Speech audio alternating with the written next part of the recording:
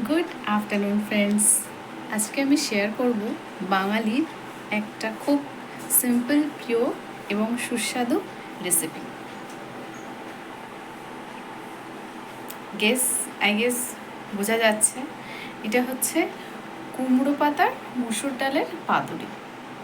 তো আমি চটপট শেয়ার করছি রেসিপিটা। ওকে, 1 কাপ মুসুর ডালকে ভালো করে ধুয়ে নিতে হবে। তারপর এটাকে 1 থেকে 2 ঘন্টার জন্য ভিজিয়ে রাখতে হবে জলে। তারপর এদিকে কুমড়ো পাতাগুলোকে নিয়ে একে একে ভালো করে পরিষ্কার করে নিতে হবে রিন্স ওয়াটারে, যাতে কোনো রকম পোকা বা নোংরা বা কাদা না লেগে থাকে।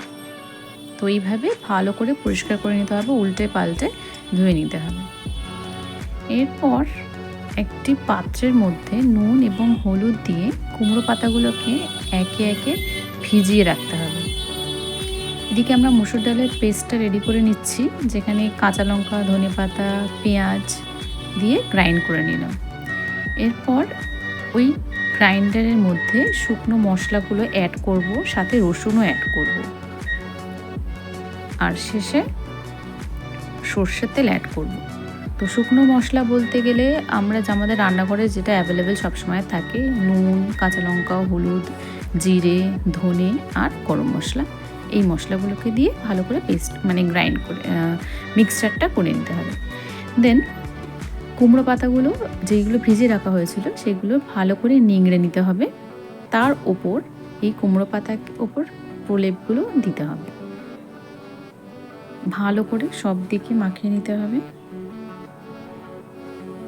তারপর এটাকে ফোল্ড করে নিতে হবে এইভাবে।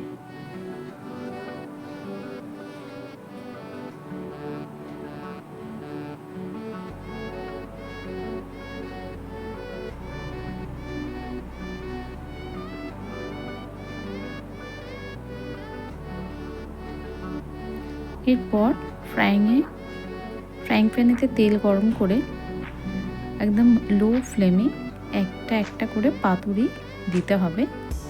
এরপর ধিমি আঁচেতেই পাতুরিগুলোকে ফ্রাই করে নিতে হবে।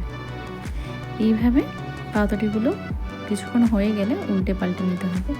সো ফ্রেন্ড, এইভাবেই আমাদের পাতুরি রেডি হয়ে গেল। So thanks for watching. জানিও কেমন লাগলো খেয়ে। ওকে, থ্যাংক ইউ, বাই বাই।